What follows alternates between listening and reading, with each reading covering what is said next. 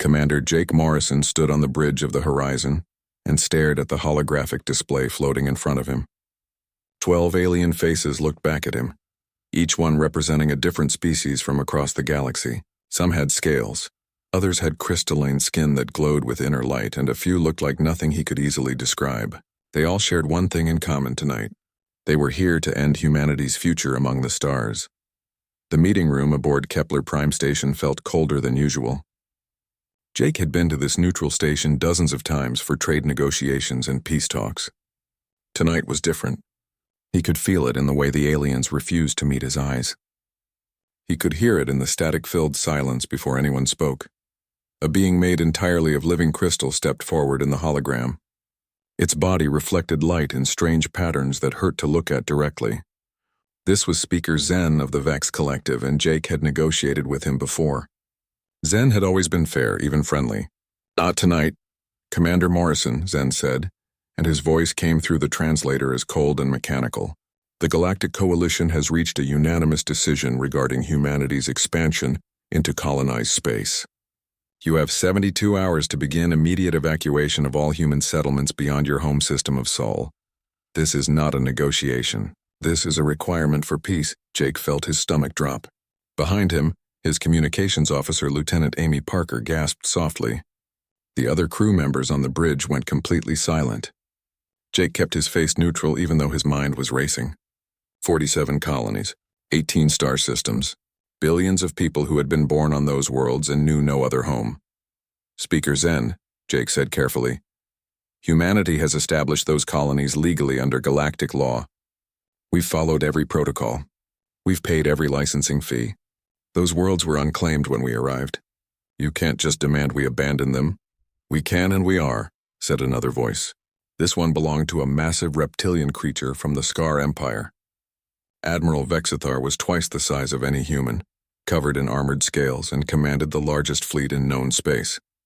"Humanity has expanded too rapidly. You claim resources that other species need. You build weapons that threaten the balance of power. You are too aggressive, too unpredictable, too dangerous. The Coalition has decided that humanity must be contained to its home system." Jake wanted to argue, but Zen raised a crystalline hand. "The decision is final. 72 hours. After that, any human presence beyond Sol will be considered an act of war. We will respond with the full force of 300 worlds. You cannot win this conflict, Commander Morrison. Please convince your leaders to see reason." The hologram went dark. Jake stood in the sudden silence of his bridge and tried to process what had just happened. The entire galaxy had just declared war on humanity, and they had 3 days to surrender everything they had built. He opened a secure channel back to Earth. "This is Commander Morrison. Get me President Hayes immediately. Priority Alpha." On Earth, President Linda Hayes sat in the emergency bunker beneath Washington. The room was filled with screens showing maps of human space, fleet positions, and the faces of her advisors. She had been president for 6 years and had dealt with economic crashes, natural disasters, and diplomatic incidents. Nothing had prepared her for this. Admiral Kyle Bennett stood at the front of the room, his gray hair and weathered face showing every one of his 40 years in military service. "Madam President, we need to mobilize the fleet immediately. If we're going to fight, we need every ship ready." "Fight?" said Amy Parker, who served as chief diplomat before her daughter took a post on the horizon. "Against 300 worlds? Kyle, we have maybe 2,000 ships. They have over 50,000. This isn't a fight. This is suicide." "So we just abandon our people?" Kyle shot back. "We leave millions of colonists to whatever the aliens decide to do with them? That's not an option." Linda Hayes raised her hand for silence. She looked at the star map showing all of humanity's colonies. New Terra, where her sister lived with 3 grandchildren. Arcadia Station, which housed the best medical research facilities humanity had ever built. Harvest, which fed half of human space. 47 colonies, 47 homes. "How long can we hold?" she asked quietly. Kyle looked uncomfortable. "If they come at us with everything? Maybe 3 months, maybe less. Our technology is a generation behind theirs. Our ships are tougher than they look, and our crews are well-trained, but numbers matter. We're outnumbered 20 to 1 in most sectors, and if we evacuate, we might save most of the civilian population if we start now, but it would take years to move everyone. And where would they go? Earth is already crowded. The inner colonies can't support that many refugees. Linda looked at each face in the room. These were the best minds humanity had, and none of them had a good answer. She thought about her oath of office, about protecting the citizens of Earth and all her colonies. She thought about her sister's grandchildren playing in the red soil of New Terra. "Send a message to Commander Morrison," she said finally. "Tell the coalition that humanity rejects their ultimatum. Our colonies are our homes. We will not abandon them. If they want us gone, they'll have to remove us by force." Kyle nodded grimly. Amy Parker looked like she might cry. The other advisors shifted uncomfortably. Everyone in the room knew what this meant. The 72 hours passed like a countdown to doomsday. Humanity used the time to evacuate civilians from the most exposed colonies and position their military fleet for maximum defensive coverage. It wasn't enough. It could never be enough. Jake Morrison watched from Kepler Prime as the coalition fleet arrived. Ships emerged from faster-than-light travel in flashes of blue light that looked almost beautiful. Hundreds of them, then thousands.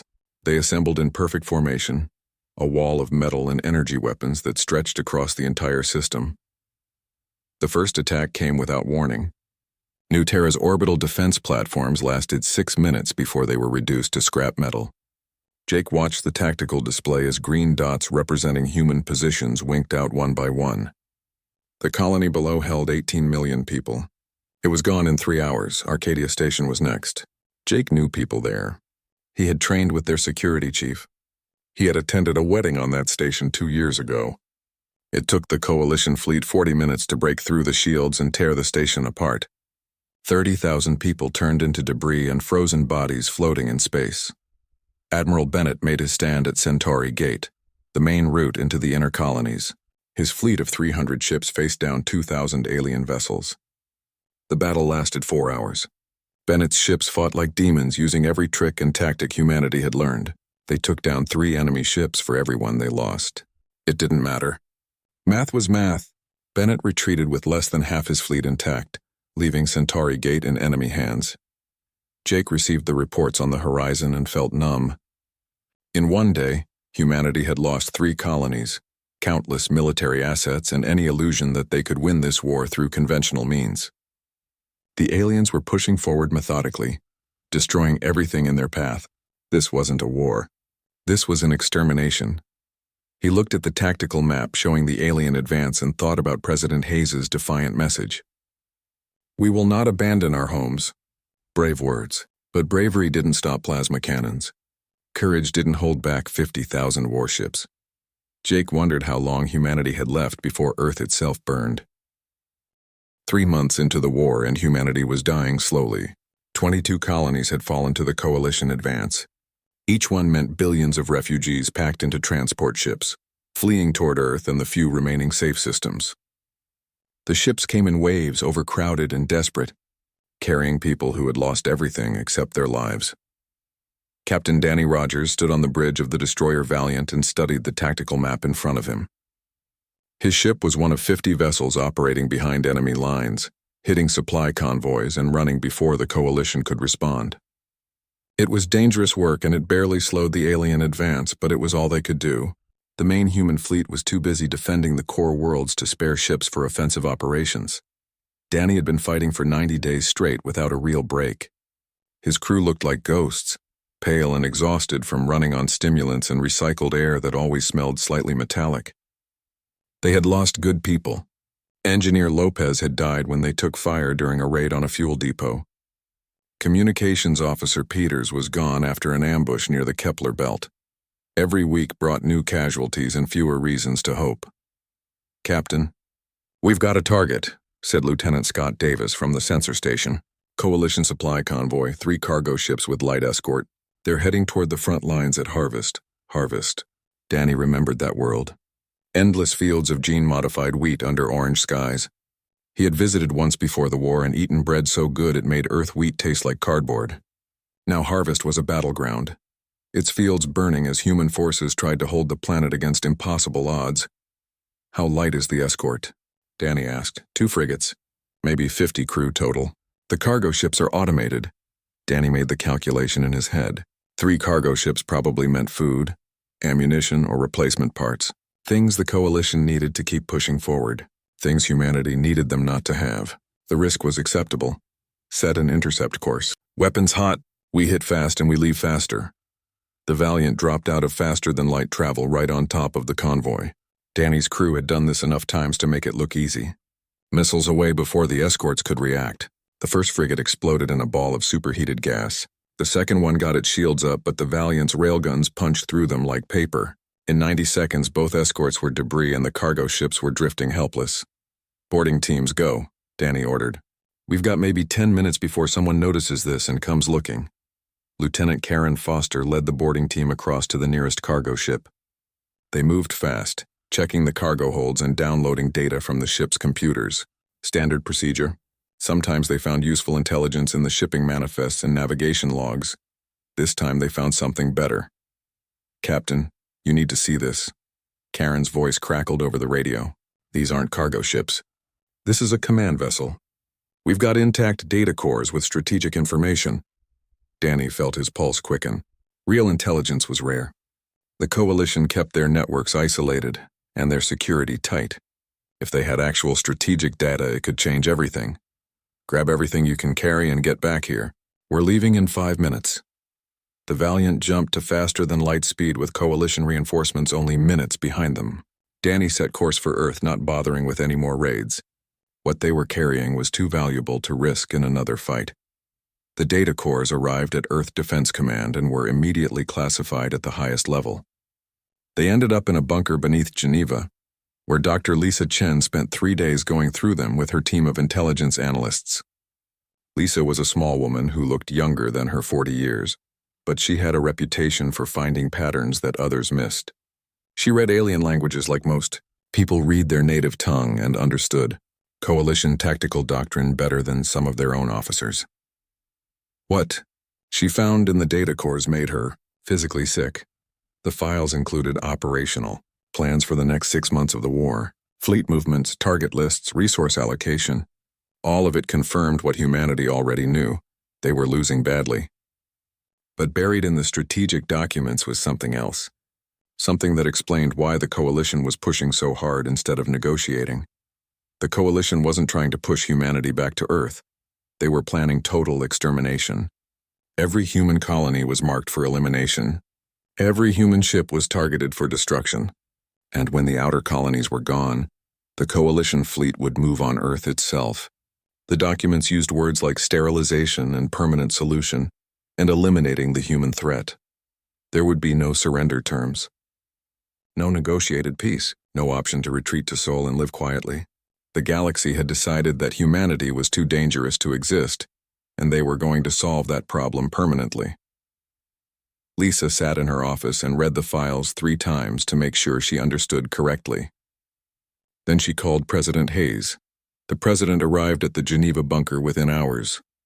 Lisa showed her everything. The invasion timeline, the extermination orders, the casual way Coalition commanders discussed wiping out billions of people as if they were solving a pest problem. Linda Hayes read in silence, her face getting harder with each page. When she finished, she sat back in her chair and closed her eyes. How many people know about this? She asked quietly. Just my team. 6 people total. I haven't released it to the military or the general population. Good, keep it that way. If this gets out, we'll have panic. People will do desperate things. Linda opened her eyes and looked at Lisa. But we need to do something. We can't just wait for them to exterminate us. Madam President, our military options haven't changed. We're still losing. We might hold for another few months if we're lucky. I'm not talking about military options. Linda pulled out a datapad and entered a long security code. I'm activating Protocol 7. Lisa frowned. She had top security clearance and access to nearly every classified program, but she had never heard of Protocol 7. What is Protocol 7? Something we hoped we'd never need. A project that's been running for 15 years in complete secrecy. Even Admiral Bennett doesn't know about it. Linda stood up. Pack a bag, Dr. Chen. We're taking a trip to the moon. While Linda and Lisa prepared for their secret journey, the war continued to grind forward. The agricultural world of Harvest finally fell after a month-long siege. Human forces had fought for every field and every city. making the coalition pay in blood for every meter. It didn't matter. The aliens had more ships, more soldiers, more everything. Harvest burned and its survivors fled toward Earth. The mining colonies in the asteroid belt were next. These were smaller targets, easier to defend but also impossible to evacuate. When the coalition arrived, the miners fought with mining lasers and improvised explosives. Some of them managed to destroy their own facilities rather than let the aliens take them. It bought a few days and cost the coalition some ships. In the end, the mining colonies fell like all the others. Admiral Kyle Bennett reorganized what was left of the human fleet for a final defensive line at Mars. He had maybe 800 ships left in fighting condition, and half of those were damaged. The coalition was bringing at least 5,000 vessels for the next push. The math was simple and brutal. Bennett knew he was buying time. He didn't know what for, but President Hayes had personally asked him to hold Mars as long as possible. So he would hold it. His crews would fight and die in the red planet's orbit. And maybe it would matter somehow. In coalition space, Admiral Vexthar reviewed the progress reports from his commanders. The war was going exactly as planned. Human resistance was fierce but ultimately futile. Every battle ended the same way. Humans fought hard, killed more aliens than seemed possible, and then died or retreated. It was wasteful and inefficient, but the outcome was never in doubt. What puzzled Vexthar was why humans kept fighting. His species, the Scar, understood when a battle was lost. They surrendered, regrouped, and lived to fight another day. Survival was logical, but humans seemed to lack that basic survival instinct. They fought losing battles to the bitter end. They sacrificed themselves for no tactical gain. They refused to quit even when quitting was the only rational choice. Vexthar didn't understand it, but he didn't need to understand it. He just needed to finish the job. In another month, maybe 2, the human fleet would be destroyed and Earth would be defenseless. Then the real work would begin. On the dark side of Earth's moon, President Linda Hayes and Dr. Lisa Chen stood in front of a massive blast door marked only with the number 7. Linda entered another security code and the door slowly opened. Inside was a facility that officially did not exist, running a project that would either save humanity or doom them all. Dr. Nathan Cross waited inside. He smiled when he saw them, but it was not a happy smile. "Welcome to Site Omega," he said. "Let me show you what we've been building." Site Omega looked nothing like a military facility. The corridors were clean and white, more like a research hospital than a weapons lab. Dr. Nathan Cross led President Hayes and Dr. Lisa Chen through security checkpoints that scanned everything from their DNA to their brain patterns. Whatever was hidden here, it was protected better than anything else humanity had ever built. Nathan was a thin man with nervous hands that never stopped moving. He had been director of Site Omega for 12 years, and in that time he had left the moon exactly 3 times. His entire life was devoted to this project, and it showed in the dark circles under his eyes and the way he talked too fast when he got excited. "We've been studying alien psychology since first contact," Nathan said as they walked. "Every species humanity has met, we've documented their decision-making processes, their cultural values, their approach to conflict. 15 years of data from over 40 different species. What we found was remarkable." They entered a large room filled with screens and holographic displays. Dozens of researchers worked at terminals, analyzing data and running simulations. Nathan led them to a central display that showed a complex web of information, connecting different alien species. Every intelligent species in the galaxy operates on the same basic principle: logical self-preservation. They calculate risk versus reward. When the risk becomes too high, they stop. When defeat is mathematically certain, they surrender. Even their most aggressive warrior cultures have limits. They'll fight hard, but they'll always quit when the cost exceeds the potential gain. Linda Hayes studied the displays and tried to understand where this was going. That sounds like basic survival instinct. What does this have to do with winning the war? Nathan smiled that unhappy smile again. Humans are different. We're the only species that consistently ignore survival instinct when emotions are involved. We form bonds that override logic. We fight for abstract concepts like honor and revenge. We look at impossible odds and say no anyway. Lisa Chen started to understand. You've been studying what makes humans unique. More than studying. We've been weaponizing it. Nathan pulled up another display, this one showing human historical battles. Let me show you something. This is the Battle of Thermopylae from ancient Earth. 300 soldiers held a mountain pass against an army of hundreds of thousands. They knew they would die. They knew they couldn't win. They fought anyway and held for 3 days. Any other species would have surrendered or retreated. Humans stayed and died. He switched to another image. This is the Alamo, a few hundred defenders against thousands. They could have escaped. They chose to fight. This is Stalingrad. This is the charge of the Light Brigade. This is Flight 93. Over and over throughout human history, you see the same pattern. Humans doing the mathematically insane because of emotions like loyalty, duty, or spite. Nathan pulled up footage from the current war, and it's still happening. Look at Harvest. We held that planet for a month against overwhelming force. We lost, but we made them pay for every meter. Look at the mining colonies. Those miners could have surrendered. Instead, they destroyed their own facilities and fought with mining equipment. Look at Admiral Bennett preparing to defend Mars with 800 ships against 5,000. He knows he'll lose. He's doing it anyway. Linda was starting to see the shape of something, but she couldn't quite grasp it. So humans are stubborn and emotional. How does that become a weapon? Because the Coalition doesn't understand it, Nathan said intensely. They think like every other species. They calculate costs and benefits. They assume that if they hit us hard enough, we'll surrender like everyone else does. But we won't, we can't, it's not in our nature. He gestured to a massive computer system at the center of the room. This is Prometheus Protocol. We've spent 15 years building a psychological warfare system designed to exploit the one weakness every logical species shares, their dependence on rational, cost-benefit analysis. Nathan activated the system, and screens around the room lit up with data. The protocol works in stages. First, we broadcast carefully selected footage of human history across Coalition space. Every species sees examples of humans doing impossible things. Soldiers jumping on explosives to save their comrades, pilots ramming damaged fighters into enemy ships, civilians fighting military forces with improvised weapons, parents lifting vehicles to save children, firefighters running into burning buildings. Every clip demonstrates the same thing. Humans don't quit. Lisa watched the compilation of footage and felt chills run down her spine. Taken together, it painted a picture of humanity as absolutely insane. Brave, yes, but insane. A species that would rather die than accept defeat. The second stage is the message, Nathan continued. We tell the Coalition the truth. We will never surrender. Every world you take will cost millions of casualties. Every city will be urban warfare that lasts for years. Every ship will face boarding parties that fight to the last person. You can beat us, but the cost will break your civilization. Even if you kill every human in known space, we've already sent colony ships to hidden worlds. Their children's children will come back for revenge centuries from now. You can destroy us, but we'll take you down with us. Linda Hayes felt her mouth go dry.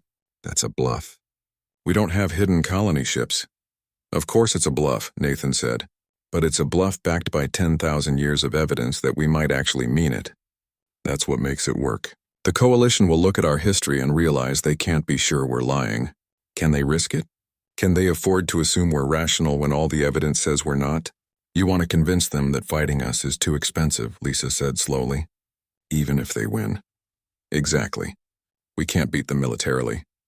We're outgunned and outnumbered, but we can make them believe that victory will cost more than they're willing to pay. We make them scared of what we'll do, not what we can do. Linda walked around the room looking at the displays showing Coalition fleet positions and psychological profiles of different species. The plan was insane. It required the entire galaxy to believe humanity was crazy enough to fight to extinction over pride and stubbornness. The terrifying thing was that it might actually be true. What do you need from me? She asked finally. Authorization to activate the protocol. Once we start broadcasting, there's no taking it back. We'll be committing to a strategy that requires us to prove we're willing to die, rather than surrender. If the Coalition calls our bluff, we'll have to follow through or lose all credibility forever. And if they don't call our bluff, then they'll withdraw. They'll calculate the cost of occupying human space, fighting endless guerrilla wars and dealing with a species that refuses to be conquered. They'll realize it's cheaper to leave us alone. Linda thought about the intelligence Lisa had found in those data cores. Total extermination, no negotiation, no surrender terms. The Coalition had already decided humanity was too dangerous to exist. Maybe Nathan's plan was the only option left. Fight or die, but make them regret choosing war. She looked at Lisa Chen, who nodded slowly. Then she looked at Nathan Cross and all his researchers, who had spent 15 years preparing for this moment. "Activate Prometheus Protocol," Linda said. "Broadcast everything. Make them understand what they're fighting." Nathan's hands flew over the controls. Within minutes, transmissions were leaving Earth at faster than light speed, heading toward every coalition world. Footage of human history, data on human psychology, the message that humanity would never quit, never surrender, never stop fighting no matter what the cost. It was a declaration of insanity wrapped in a threat. It was humanity's last card to play. It was a weapon made of pure stubbornness and historical evidence that humans would rather die than lose. And somewhere in coalition space, on hundreds of worlds, billions of logical aliens were about to receive the most terrifying message they had ever heard. Not a threat of superior weapons or technology. Something worse. A promise that humanity would fight forever, that victory would cost everything, that some species don't know when to quit because they simply don't care about the odds. The galaxy had declared war expecting a quick victory over a primitive species. They were about to learn that humanity's most dangerous weapon wasn't in their ships or their bombs. It was in their heads, in that small, insane part of human nature that looked at certain death and charged forward anyway. Nathan watched the transmission status and hoped it would be enough. Behind him, President Hayes stood silent, knowing she had just bet everything on the galaxy being more reasonable than humanity.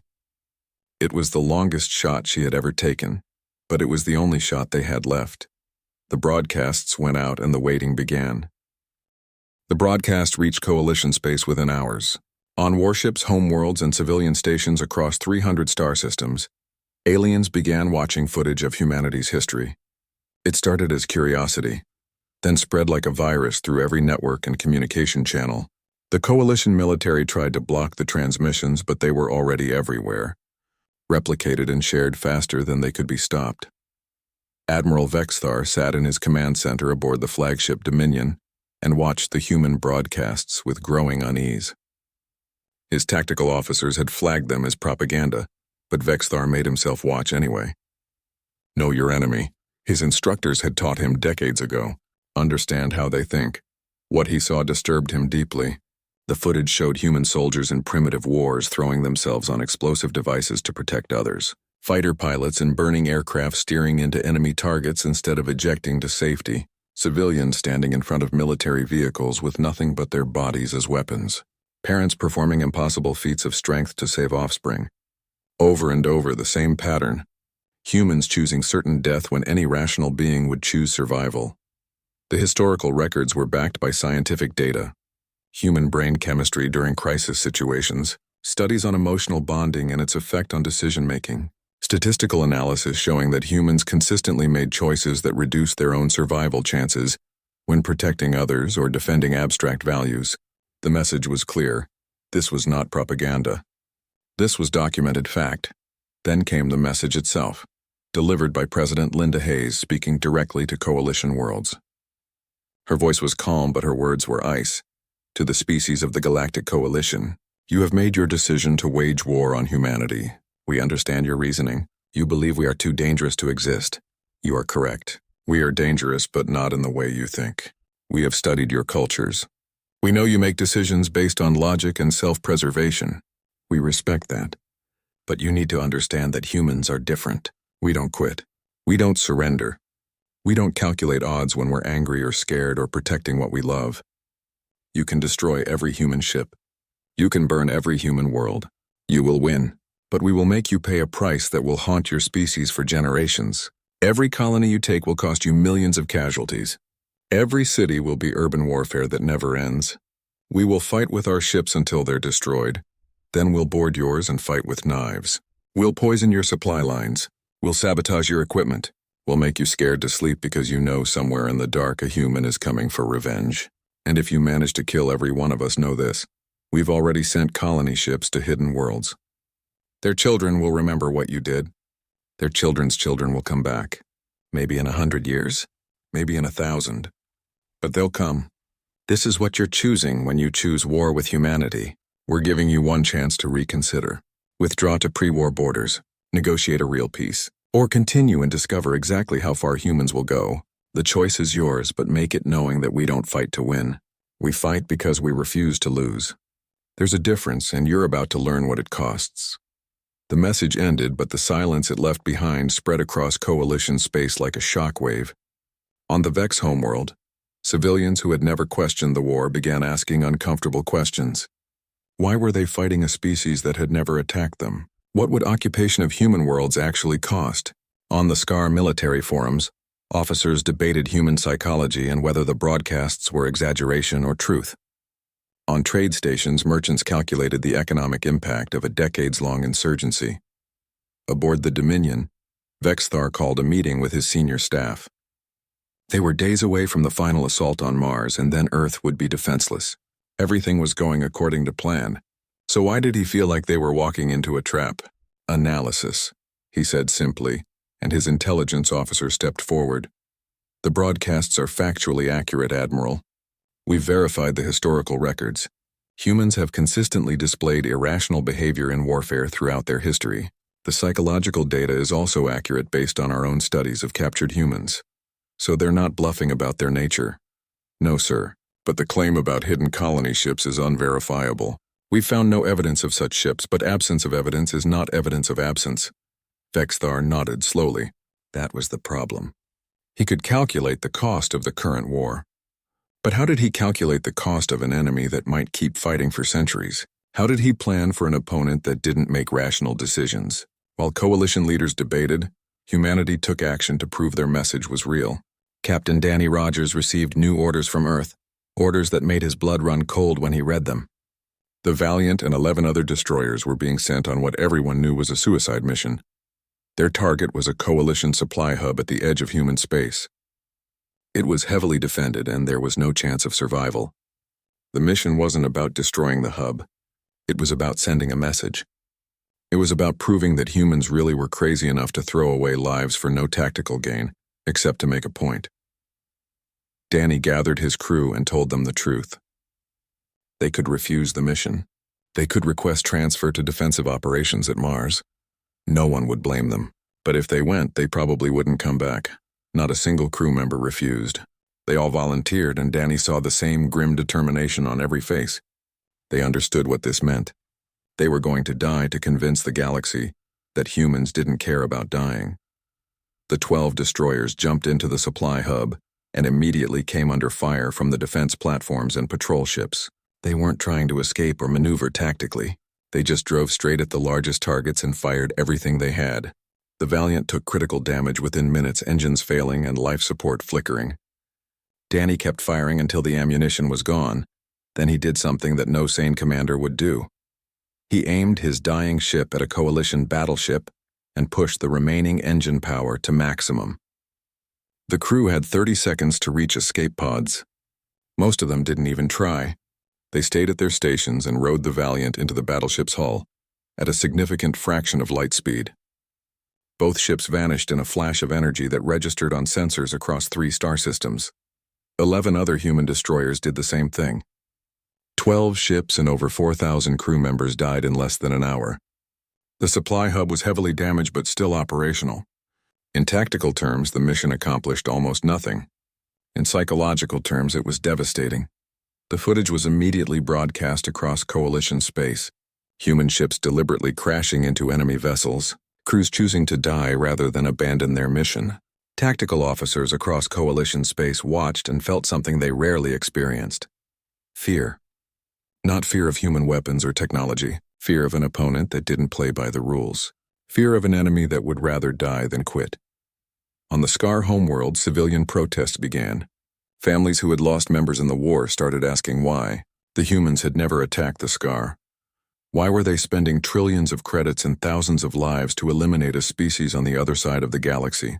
What threat did humans actually pose? Other coalition species began having similar conversations. The Vex Collective's council met in emergency session to discuss whether the war's cost was justifiable. The economic impact was already severe, and if humans fought as their history suggested, occupation could last decades. The mathematical models all pointed to the same conclusion. Even if they won, they lost. At Mars, Admiral Kyle Bennett watched the tactical display and knew the end was coming. The coalition fleet was assembling for the final push. 5,000 ships against his 800. He could hold for maybe a day before they broke through. Then Earth would be exposed. But something strange was happening. Bennett's intelligence team reported increased communications traffic between coalition ships, debates, arguments, some species pulling back their forces slightly. Nothing major, but enough to notice. The coalition wasn't as unified as it had been. President Hayes made one more broadcast. This time she wasn't making threats. She was making an offer. Withdraw now. Return to pre-war borders with minor adjustments for disputed systems. Establish trade relations and formal diplomatic protocols. Or continue the war and discover what it means to fight an enemy that will never stop. Never surrender, never forget. Both sides could still walk away. Both sides could still survive. But if the killing continued, humanity would make sure it cost everything. She ended with one sentence that circled through coalition space like a ghost. You can kill us all, but the last human alive will spend their final breath making sure you pay for it. It wasn't poetry. It wasn't clever rhetoric. It was a simple statement of fact backed by 10,000 years of evidence. And across coalition space, logical species did what logical species do. They calculated. They analyzed. They ran the numbers. And slowly, reluctantly, they began to realize that fighting humans might be the most expensive mistake they had ever made. The decision came not from Admiral Vexthar or any military commander. It came from the homeworlds, from the civilians and politicians who controlled the resources and made the final choices about war and peace. The Scar Empire announced first that they were withdrawing their forces from the front lines. The official statement talked about reassessing strategic priorities and economic concerns, but everyone knew what it really meant. They had done the math and decided humans were too expensive to exterminate. The Vex Collective withdrew next. Their crystalline logic had processed all available data and reached an inevitable conclusion. Even if they destroyed every human in known space, the cost in resources and lives would cripple their civilization for generations. The possibility of hidden human colonies seeking revenge, however unlikely, added an unacceptable variable to their calculations. Logic demanded withdrawal. Within 2 weeks of the Prometheus Protocol activation, the coalition fleet at Mars began to disperse. Species after species pulled their ships back, citing various official reasons but all reaching the same conclusion. Fighting humans was economically unsustainable, militarily expensive, and psychologically exhausting. The war was over. Admiral Kyle Bennett watched from his command ship as thousands of alien vessels jumped to faster than light speed and vanished. His tactical officer reported each departure with barely concealed disbelief. They had been preparing to die defending Mars. Instead, they were watching the entire enemy fleet simply leave. Bennett felt exhausted relief mixed with something darker. They had won by convincing the galaxy that humans were insane. That victory came with its own cost. On Earth, President Linda Hayes stood in the same bunker where she had authorized Protocol 7 and watched reports coming in from across human space. The coalition was withdrawing. The war was ending. They had done the impossible. But when her advisors started celebrating, she held up a hand for silence. We haven't won, she said quietly. We've survived. There's a difference. She was right. The peace treaty negotiations took place on a neutral station and were tense from the beginning. The coalition demanded that humanity limit expansion for 25 years and accept monitoring of their military capabilities. Humanity demanded the return of all captured colonies and reparations for war damage. Both sides negotiated from positions of mutual suspicion and fear. The final treaty was signed 6 months after the war ended. The coalition agreed to return all but 3 captured colonies that had been completely destroyed. They would provide some economic assistance for rebuilding but not full reparations. In exchange, humanity agreed to restrict new colony establishment for 25 years and allow joint monitoring stations in key systems. Both sides also committed to formal diplomatic relations and regulated trade. Nobody was happy with the treaty, which probably meant it was fair. But everyone understood the real agreement beneath the official terms. The galaxy would leave humanity alone because fighting them cost too much. Humanity would accept limits on expansion because they couldn't survive another war. It was peace built on mutual deterrence, and everyone knew it. Admiral Vexthar attended the treaty signing as the coalition's military representative. He stood across from Admiral Kyle Bennett in the signing chamber and studied the human. Bennett looked tired and older than his years. The war had cost him friends, ships, and any illusions about the glory of combat. "I underestimated your species," Bexthar said quietly in a private moment before the ceremony. "We calculated based on your technology and numbers. We never considered your psychology." Bennett met his eyes. "Would you have attacked if you knew?" "No. My species values survival above all else. Fighting an enemy that doesn't fear death is not logical." Bexthar paused. "Would your people really have fought to extinction?" Bennett was silent for a long moment. "I don't know. I hope we never have to find out. But I couldn't let you think surrender was an option. That was the only advantage we had." Both admirals signed the treaty and shook hands for the cameras. The image was broadcast across both human and coalition space. Two enemies acknowledging that neither could afford to fight the other. It wasn't friendship, but it was enough. 5 years passed. The colonies that survived the war were rebuilt with a mixture of human labor and coalition economic assistance. New Terra, the first colony to fall, became the first to be fully restored. Captain Danny Rogers, promoted to admiral after his suicide mission somehow resulted in survival when his escape pod was recovered, visited New Terra for the reopening ceremony. He walked through streets that had been battlegrounds 5 years earlier. Children played in parks that had been filled with refugees. Shops sold goods from both human and alien merchants. Overhead patrol ships from both human and coalition forces maintained joint security. The peace was holding, but it was a nervous peace. Danny met with some of the colonists who had lived through the invasion and evacuation. An older woman named Margaret showed him pictures of her family before the war and after. She had lost 2 sons in the fighting. Her home had been destroyed. Everything she owned had been replaced. Was it worth it? She asked him directly. All those lives, all that destruction. Just so we could come back here? Danny didn't have a good answer. We didn't have a choice. They wanted to exterminate us, I know. I read the intelligence reports they released. I'm not blaming you, Admiral.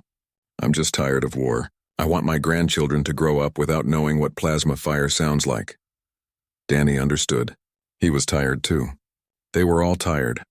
Back on Earth, Dr. Lisa Chen worked in a new role as head of Human Intelligence Services. She maintained monitoring systems across coalition space, watching for any sign of renewed hostility. In a sealed vault beneath Geneva, the Prometheus protocol remained active and ready. The broadcasts had stopped, but the system was ready to deploy again if needed. Dr. Nathan Cross had retired from Site Omega and now taught at the university level. His courses on alien psychology were extremely popular. He told students the same thing every semester. They had proven that humanity's greatest weapon wasn't technology or military might.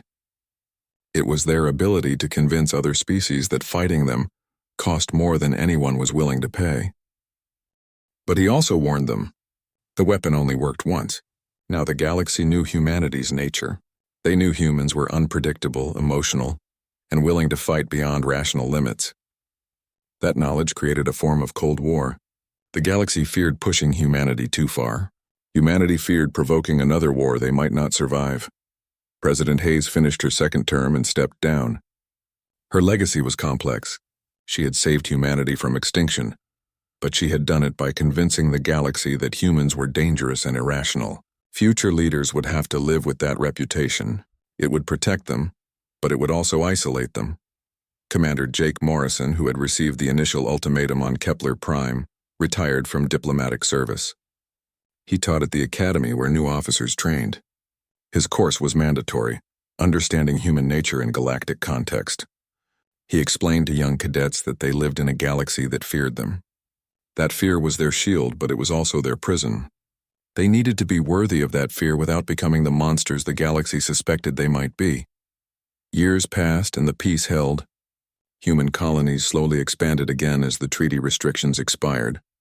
Trade with coalition species grew. Cultural exchanges happened. Children who had been born during the war grew up knowing aliens as neighbors rather than enemies. But the memory remained. On both sides, people remembered what the war had taught them. The galaxy had declared war on humanity, expecting a quick victory over a primitive species. Instead, they learned that some opponents are too expensive to fight, not because of their weapons or their technology, but because they simply refuse to accept defeat. In a galaxy governed by logic and self-preservation, That made humans unique and dangerous. The final truth was simple and uncomfortable for everyone involved. Humanity had survived by proving they would rather die than surrender. The galaxy had withdrawn by proving they were smart enough to recognize an unwinnable war. Neither side had really won. Both had simply agreed that continuing would destroy them both. But in the space stations and colonies and ships where humans and aliens now worked together, a different kind of victory was slowly emerging. Understanding. Not friendship exactly, but respect. The galaxy had learned that humans were irrational and dangerous. Humans had learned that the galaxy was logical and could be reasoned with. Together they were finding ways to coexist. On New Terra, Admiral Danny Rogers stood at a memorial listing names of everyone who had died defending the colony. Thousands of names carved in black stone. He placed flowers at the base and stood in silence. These people had died so that others could live here in peace. Their sacrifice had bought humanity its survival. He thought about Captain Rogers from 5 years ago, young and angry and ready to fight until the last ship fell. That man was gone, burned away by war and loss. In his place was someone older who understood that sometimes the hardest battles are the ones you find ways not to fight. The sun was setting over New Terra, painting the sky in shades of orange and purple. Children laughed in the distance. Life continued. The war was over, and somehow humanity had survived by being exactly what they had always been, too stubborn to quit, too emotional to calculate odds, too human to surrender. In the end, that had been enough.